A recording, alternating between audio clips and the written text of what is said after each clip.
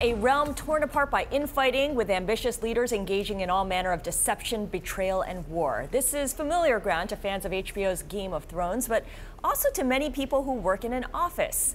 I sat down with Nikolaj Coster-Waldau, the actor who plays Sir Jaime Lannister on Game of Thrones and is also a UN Development Program Goodwill ambassador. I asked him what the hit show can teach us about office politics and leadership. Well, that kind of depends on who you root for, right? I guess if you are in the Targaryen, Daenerys, the Dragon Girl camp, you just want to annihilate all your enemies. With goodness. With fire. And if you're in the, that kind of goes the same for Cersei. I mean, most of them are pretty ruthless. And then, of course, you have the Tyrion. But I mean, it's a terrible thing. The last season, he's being the advisor to Daenerys. He's tried to be kind and gentle and not be ruthless, and it's just been it's just been a long disaster journey for him. I don't know what this show is saying. You basically just use blunt force. It's scary. What's interesting is, according to the blogs, all the main characters except for Jaime Lannister show some kind of leadership. Jaime Lannister would rather be what's called an individual contributor, just do his thing and then walk away. Yeah, well, I think he's, I'm biased, of course, but I think he's done very well. I mean, he was sent out to capture this river run, and he managed to do that without killing a single person. And yeah. I think he's seen enough violence and death in his time. There's a popular theory that the White Walkers represent climate change, even if George R.R. Martin didn't intend for it to be that way.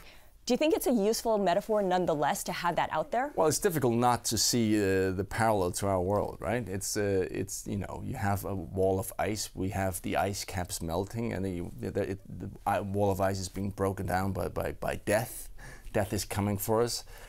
You have a world where the leaders kind of trying to ignore what's happening, and then they'd rather fight amongst themselves. The great thing about our world, opposed to that world, is that we have the Paris Agreement. We have the whole world coming together and saying, listen, we're going to deal with this. We have to deal with this.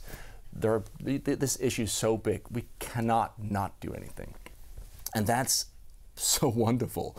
Of course, it was disappointing when President Trump decided to withdraw, but the great thing about that was that the response from the rest of the world was not what one could have feared, that then some other countries would just go, well, if the biggest country's not going to do anything, we're just going to let go. But they didn't. They did the opposite. They said, okay, we're going to step up. You had cities in the U.S. stepping up. You had New York, Chicago, L.A., California.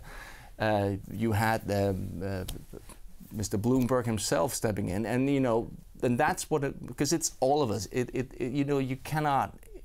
It's not about one guy, even if it is the most powerful guy in the world. This is about all of us, and it's a global threat, and we have to deal with it globally.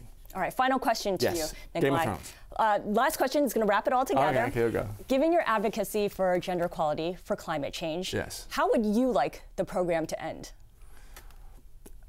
Give D.B. Weiss and David Benioff some ideas here. Yes, I just one big beautiful sing-along.